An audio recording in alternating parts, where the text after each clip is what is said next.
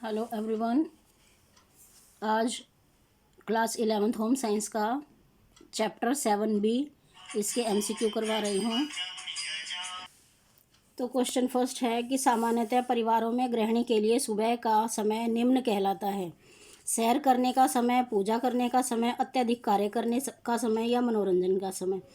तो ये हम सब जानते हैं कि सामान्यतः परिवारों में गृहिणी पर सुबह बहुत ज़्यादा काम का दबाव होता है, तो इसका ऑप्शन सी सही है, अत्यधिक कार्य करने का समय। नेक्स्ट है, विभिन्न कार्यों को करने के बीच थोड़ी देर आराम का समय रखना आवश्यक है ताकि ऑप्शन ए आराम का पूरा समय मिल सके, ऑप्शन बी थकान कम कर सके, सी कार्य क्षमता बढ़ जाए, या डी कार्य करने में रुचि बनी रहे। तो इसका राइट ऑप्शन है डी, कार्य करने में रुचि बनी रहे, इसलिए बीच बीच में थोड़ी देर आराम रखना ज़रूरी है। नेक्स्ट है, समय योजना बनाते समय निम्न में से किन कार्यों को प्राथमिकता देनी चाहिए। समय योजना यानी कि हम जो समय के लिए एक टेबल बनाते हैं कि हमें किस समय क्या कार्य करना है, उसके लिए किन किन कार्यों को प्राथमिकता दी जानी चाहिए। इसमें लिखा है ए ऑप्शन आवश्यक कार्य, बी ऐच्छिक कार्य, सी मनोरंजन कार्य, या डी धार्मिक कार्य। तो इसमें प्राथमिकता आवश्यक कार्यों को दी जानी चाहिए। समय योजना में जो सबसे आवश्यक कार्य हैं उनको सबसे पहले किया जाना चाहिए। तो इसका ऑप्शन है, राइट ऑप्शन है ए, आवश्यक कार्य। नेक्स्ट है, एक सफल समय योजना। ऑप्शन सभी कार्य को नियंत्रित करती है, सभी कार्यों को विभाजन करती है, व्यवहारिक तथा लचीली होती है, उपरोक्त में से कोई नहीं।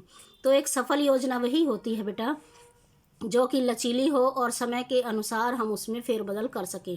तो इसका राइट ऑप्शन है व्यवहारिक यानी कि प्रैक्टिकल और लचीली, व्यवहारिक और लचीली। नेक्स्ट है, दर्पण एवं प्रकाश के मिले जुले प्रभाव किसी भी स्थान का डैश सौंदर्य बढ़ा सकते हैं, अंधकार कम कर सकते हैं, आकार बड़ा कर सकते हैं, या उपरोक्त में से कोई नहीं।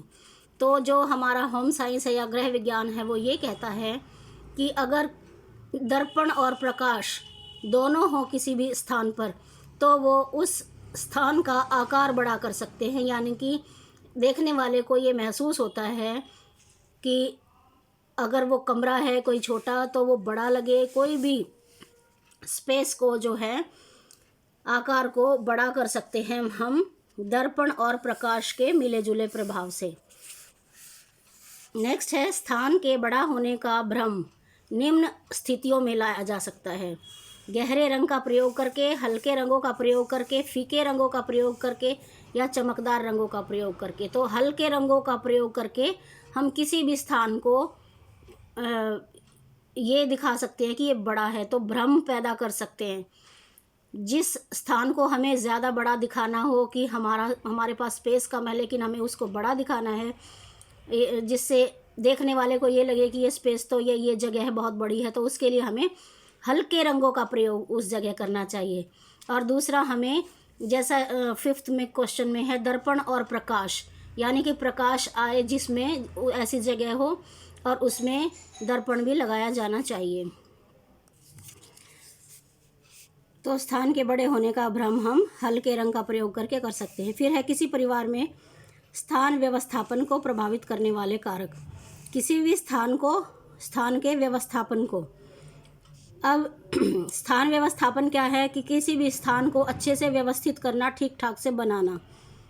किस प्रकार से अरेंज करते हैं किसी स्थान को, तो उसका ऑप्शन है ए, परिवार के पास उपलब्ध साधन, बी, परिवार की आर्थिक और सामाजिक स्थिति, सी, परिवार में सदस्यों की संख्या, और डी, उपरोक्त सभी।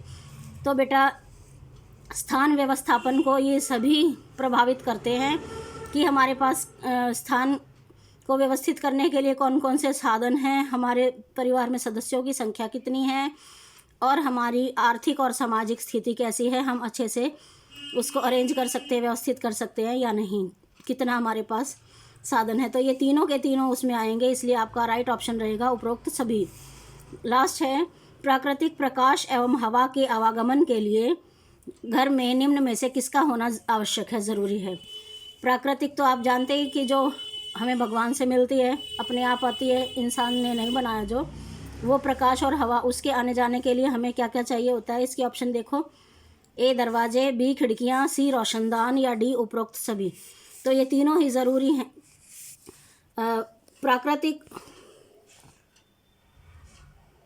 प्राकृतिक हवा और प्रकाश के लिए ये तीनों ही ज़रूरी हैं, इसलिए इसका भी राइट ऑप्शन डी होगा, उपरोक्त सभी। तो देखने के लिए धन्यवाद और अपना अच्छे से इसको समझ कर करें।